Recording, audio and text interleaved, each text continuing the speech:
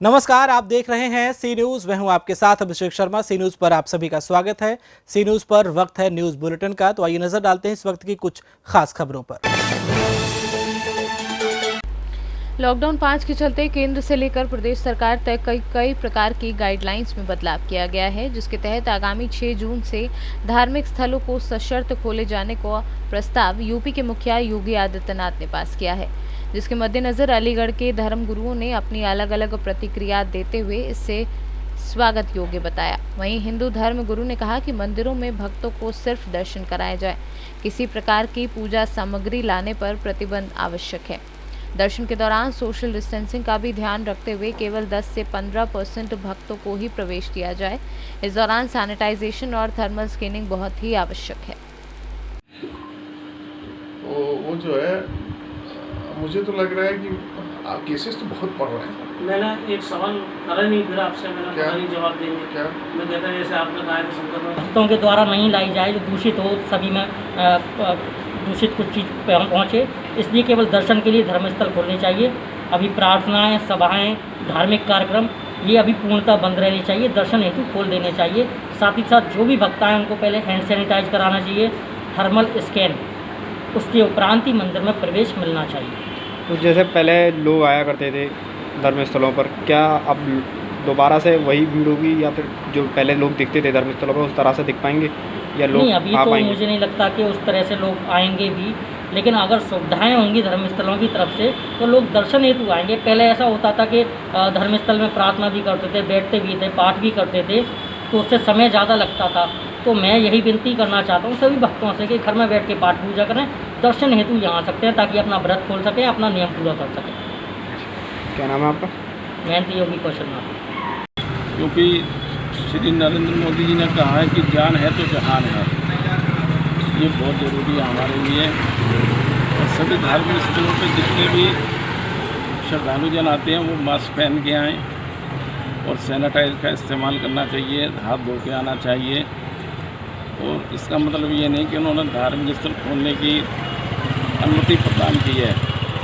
कम से कम श्रद्धालु आने चाहिए। मेरा तो ख्याल है कि 10 लोग से ज़्यादा एक बार किसी भी धार्मिक स्थल पर दर्शन करने जाएं, मंदिर, मस्जिद, गुरुद्वारे, चर्च में, फिर 10 लोग फिर दोबारा जाने चाहिए और सोशल डिस्टेंसिंग का पूरा पालन होना चाहिए। अगर यही ज़्यादा तादाद बढ़ गई उनकी श्रद्धालुओं की तो किस तरीके से मैनेज कर पाएंगे आप? अगर ज़्यादा तादाद बढ़ जाती है श्रद्धालुओं की तो इसमें बहुत बड़ी परेशानी हो सकती है, क्योंकि श्रद्धालुओं को रोकना बहुत बड़ा मुश्किल काम हो जाएगा। और ये जो कोरोना महामारी है वो ज़्यादा नहीं फैल सकती है। तो मैं इतना ही कहना चाहूँगा, जो हमारे भारत के प्रधानमंत्री श्री नरेंद्र मोदी जी हैं और प्रदेश के मुख्यमंत्री योगी आदित्यनाथ जी ने जो कहा है, हमें अपनी शर्तों के साथ पूरा लॉकडाउन का पालन करना चाहिए। धार्मिक स्थलों के मंदिर, मस्जिद, गुरुद्वारा और चर्च में कम से कम श्रद्धालु होंगे, उतना हमारे लिए अच्छा होगा और इस बीमारी से भी हम बच सकते हैं। क्या नाम है आपका? मैं सिख समाज का जत्थेदार, मुझे भूपेंद्र सिंह कहते हैं, धर्म प्रचारक। और जहाँ तक सिखों की मानवता का सवाल है, इसमें पूरा देश जानता है कि सिखों ने तन मन धन से इस कोरोना महामारी में गुरु के लंगर श्रद्धालुओं को खिलाए हैं। लोगों ने सभी जगह, सभी गुरुद्वारों में लंगर की जो परंपरा है वो अटूट चली आ रही है। जो लंगर श्री गुरु नानक देव महाराज जी ने शुरू किए थे वो लंगर आज भी हर गुरुद्वारे में चले आ रही है। गुरुद्वारे में कोई भी श्रद्धालु आता है वो लंगर खाकर जाता है। और ये कोरोना महामारी चल रही है उसमें भी सिखों का बहुत बड़ा योगदान है कि सारे विश्व में कहा गया है कि हर जगह गुरुद्वारे होने चाहिए और हर जगह ये गुरु के लंगर चलते रहने चाहिए। जी, मैं फादर यूसुफ दास, सेंट्रल मैथमेटिक्स देवी चर्च से। मेरी राय यही है कि हम धन्यवाद देते हैं ईश्वर का और साथ में प्रशासन का कि उन्होंने जो है अपने आराधकों को ईश्वर के भवन में आकर इबादत करने का अवसर दिया है। लेकिन साथ साथ आराधकों की ये सोशल जिम्मेदारी बनती है, नैतिक जिम्मेदारी है कि वो सोशल डिस्टेंसिंग का पालन करें। अपने जब इबादत करने आए तो अपने मास्कों का प्रयोग करें, सैनिटाइज़र साथ में लाएं और साथ में जो है वो जितने इबादत करने वालों की संख्या है उसको 50% कर दिया गया है, जिससे कि 1 मीटर के दायरे में रहकर वो लोग ईश्वर के साथ इबादत कर सकें। हमारा ईमान है कि ईश्वर जो है वो इबादत गाह खुलने से इस कोरोना वायरस को नष्ट करेगा और हम सब जो है वो पुनः अपने जीवन यापन को दोबारा करने पाएंगे। जैसे आज तक हम बड़े आराम से और सुकून से जीवन जीते आए, हम जीते रहेंगे। हम शासन प्रशासन के साथ हैं और जो भी उनका दिशा निर्देश होगा हम उसका आदर सम्मान करेंगे। क्या अपील करना चाहेंगे, जिस तरीके से 2 महीने के बाद भी धार्मिक स्थल बंद थे, अब वो खुलने जा रहे हैं, तो लोगों की क्या भीड़ एक साथ इकट्ठी होगी या कम तादाद में रहेंगे? मेहरबानी से यही अपील है कि ईश्वर ने हमें जानवर न बनाकर इंसान बनाया है और इंसान होने के नाते ईश्वर ने हमें बुद्धि दी है, ज्ञान दिया है और समझ दिया है और विवेक दिया है। मेहरबानी से उसका इस्तेमाल करें और जो भी इस बीमारी से लड़ने के लिए दिशा निर्देश दिए गए हैं, जैसे सोशल डिस्टेंसिंग है, मास्क का प्रयोग करना है, हैंड वॉश करना है या सैनिटाइज़र साथ में रखना है, इन सब का भी पालन करें, क्योंकि हमारी बाइबल कहती है कि जिस देश में रहो उस देश की व्यवस्था के अधीन रहो और जो हमारे देश के प्रधान हैं जो हमें सिखाएंगे हम वैसा ही करेंगे और प्रशासन का साथ। अलीगढ़ से सीनू संवाददाता संजीव शर्मा की रिपोर्ट। अलीगढ़ के थाना सिविल लाइन इलाके के समद रोड स्थित LIC का 22 लाख का रुपए लेकर निकली CMS की वैन को हथियारबंद बदमाशों ने निशाना बनाते हुए लूट की वारदात को अंजाम दे डाला। घटना की सूचना पर पहुंची कई थानों की पुलिस फोर्स समेत मौके पर SSP DIG पहुंच गए हैं। बदमाशों ने हथियार हवा में लहराए, जिसके बाद गार्ड ने जवाबी फायरिंग करते हुए बदमाशों को रोकने का प्रयास किया। इस फायरिंग में राहगीर, एक महिला व पुरुष को गोली लगी, जिन्हें मेडिकल कॉलेज में भर्ती कराया गया है। क्या हुआ था सर? मुझे नहीं पता, गाड़ी में बैठा हुआ था। हुआ क्या था जब तुम? सर लूट हुई है सर, ये बता बस। आप क्या करते हो? आप मैं ड्राइवर हूँ सर। किस गाड़ी? उसी में था। किस कंपनी गाड़ी है? CMS। क्या था पूरी घटना बताओ उस समय जब तुम बैठे हुए थे? सर मैं गाड़ी में बैठा हुआ था, मेरा बंदा कैश लेके आया और 2 बाइक टाइप वो कैश लेके भाग गए। 3 की बाइक बट मार के। हाँ सर। फायर वायर भी किया उन्होंने?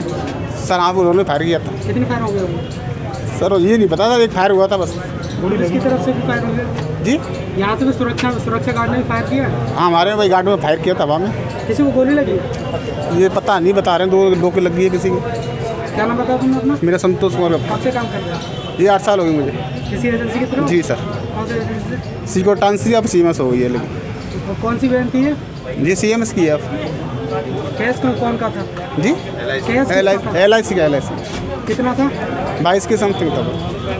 22 किस तरह का मामला है? लगभग 11:30 बजे के आसपास यहाँ पे सिविल लाइन थाना क्षेत्र का एक घटना हुआ है, यहाँ पे लूट का घटना हुआ है। हमारा सिविल लाइन इंस्पेक्टर यहाँ से बैंक वगैरह चेकिंग करके रास्ते में आ रहा था। यहाँ पे सामने यहाँ पे एक CMS का कैश वैन था, उसके सामने वहाँ पे CMS का कैश कलेक्शन एजेंट उन्होंने बताया था। इसे इंस्पेक्टर को देख के उन्होंने बताया हमारा साहब से यहाँ से पैसा बैग से छीन के भागा, ये सर को उन्होंने सूचना दिया था इंस्पेक्टर साहब का। उसी के पहले 2-3 मिनट पहले ये घटना हुआ था और उन्होंने ये बताया था वो LIC यहाँ पर ऑफिस है, उनसे पैसा लेके ऊपर साफे से नीचे एक हरा वाला बैग में लेके जा रहा था, कैश वैन में रख के वहाँ जाके बैंक में जमा करने के लिए। और उनका जो गार्ड्स है, CMS का गार्ड्स है, वो दोनों गाड़ी के अंदर था।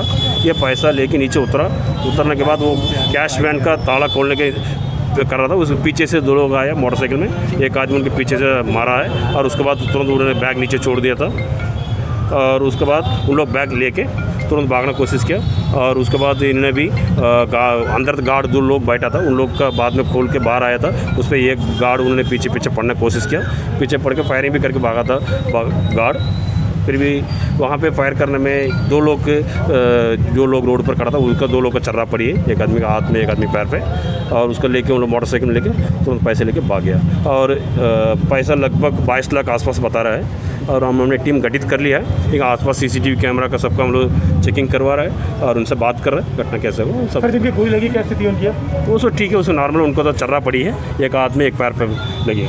किसी महिला के भी गोली लगी? हाँ वो तो रोड पर खड़ी थी, उनको लगी। जो गार्ड ने फायरिंग किया उसी से जो रोड पर खड़ा था लोग, उसी के 2 लोग लगी। अभी तक सर पुलिस जांच में क्या कुछ पता चल पाया? अभी तो सब वेरीफाई कर रहा हूँ, अभी आया हूँ, हम लोग घटनास्थल तुरंत मौके पर आके हम लोग आसपास के छानबीन कर रहे हैं, अभी वेरीफाई करेंगे। अभी मैं टीम गठित कर लिया हूँ SP सिटी के नेतृत्व में, क्राइम ब्रांच और CO 3 और SHO civil line, SHO Quarsi और SO जवाब, तीनों लोग आए मौके पर, सभी लोग जांच कर रहे हैं। हम लोग जल्दी से जल्दी केस वर्कआउट करेंगे, घटना जल्दी से मुलजिम पकड़ेंगे।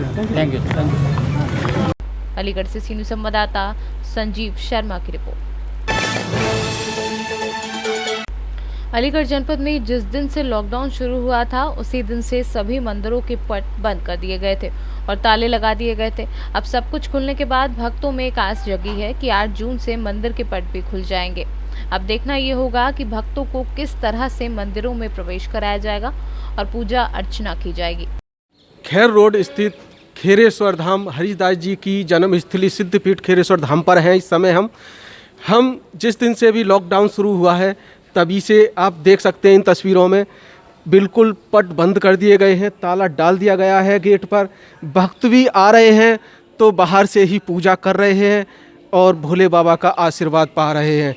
वहीं अभी हम यहाँ पर कुछ भक्त और कुछ मेहनती जी भी हैं, उनसे जानना चाहेंगे कि जो लॉकडाउन से जो समस्याएं आई हैं, किस तरीके की समस्या आई हैं, भोले बाबा के दर्शन नहीं हो पाए हैं, तो क्या कहना चाहेंगे लॉकडाउन पर?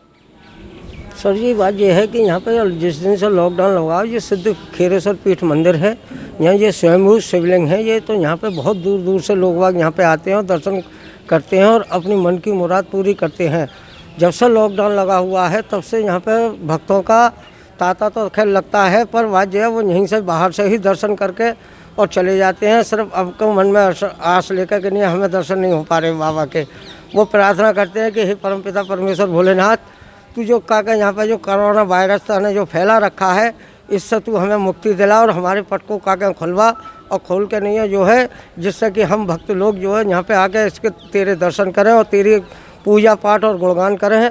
तेरी पूजा पाठ और गुणगान होगा तो तेरा भी नाम होगा और हमारा भी सुख समृद्धि बनेगी हमारे लिए भी।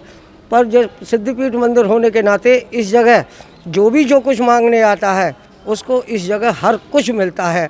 यहाँ पे जब प्रधानमंत्री बनी थी इंदिरा गांधी, तो जैको कंपनी ने घड़ी दी थी तो वो उस घड़ी को भी वो यहीं पे ही दान कर गई थी, सिर्फ उनसे प्रार्थना करके कि मुझे ये कुर्सी मिले। यहाँ पे तो इतना सिद्धपीठ मंदिर है कि यहाँ पे आप आए और इससे जो कुछ चाहें वो कुछ मांगे। पर लॉकडाउन की वजह से यहाँ पे भक्त आ रहे हैं और अपनी मन की मुराद अपने मन में ही रख के लौट के वापस जा रहे हैं, क्योंकि मंदिर के पट खुल नहीं पा रहे। हम पे मेरा गोपाल नारायण। जिस तरीके से गोपाल नारायण जी ने बताया, जो भी भक्त यहाँ पर आता है, जो भी मन्नत मांगता है उसकी पूरी होती है। लॉकडाउन बेशक लगा हो, कोरोना वायरस महामारी कैसी भी हो, मगर यहाँ पर भोले बाबा के आशीर्वाद से सभी मनोकामनाएं पूर्ण होती हैं। भले ही बाहर से ही दर्शन कर रहे हों, बाहर से ही पूजा कर रहे हैं, मगर भोले बाबा सभी की सुन रहे हैं। अभी हम महंत जी से जानना चाहेंगे, क्या कहना चाहेंगे, जिस तरीके से शासन के भी गाइडलाइन आने वाली है, हो सकता है 8 तारीख से भोले बाबा के मंदिरों के पट खुल जाएं। ऐसा है, शासन से जो गाइडलाइन आएगी उसका पालन करेंगे हम और सोशल डिस्टेंस में ही दर्शन कराएंगे, जिससे कि किसी भक्त को या कोई भी कष्ट ना पहुँचे। सोशल डिस्टेंसिंग के लिए किस तरीके की व्यवस्थाएं की ऐसा सोशल डिस्टेंस में यहाँ लकड़ी की बल्ली लगाई जाएंगी, जिससे दूरियां बना के दर्शन कर सकें। और यहाँ 1-1 मीटर पे गोल चक्र बनाए जाएंगे, जिसमें व्यक्ति अपनी अपनी टाइम इंतजार करे कि आगे निकल जाए वो व्यक्ति मंदिर से दर्शन करे, जब दूसरे को घुसाएंगे। भोले बाबा के खेरेश्वर धाम के महंत जी ने भी अब बताया कि जिस तरीके से सोशल डिस्टेंसिंग का पूरी तरह से पालन किया जाएगा, जो भी गाइडलाइन आएगी उसका पूरी तरह से पालन भी किया जाएगा। यहाँ पर जो भी भक्त आएगा उसे बाकायदा दर्शन कराए जाएंगे और जैसी भी मास्क हो या सैनिटाइज़र हो, सभी जिस तरीके की जैसी भी व्यवस्थाएं हैं वो सारी कराई जाएंगी। अलीगढ़ से संजीव शर्मा, सी न्यूज़ ब्यूरो चीफ। इसी पर देखिए हमारे संवाददाता संजीव शर्मा की ये खास रिपोर्ट। सी न्यूज़ के इस न्यूज़ बुलेटिन में फिलहाल इतना ही। देश और प्रदेश की तमाम बड़ी खबरों को जानने के लिए आप जुड़े रहिए हमारे साथ और देखते रहिए सी न्यूज़। हर खबर आपके साथ, आपके हाथ।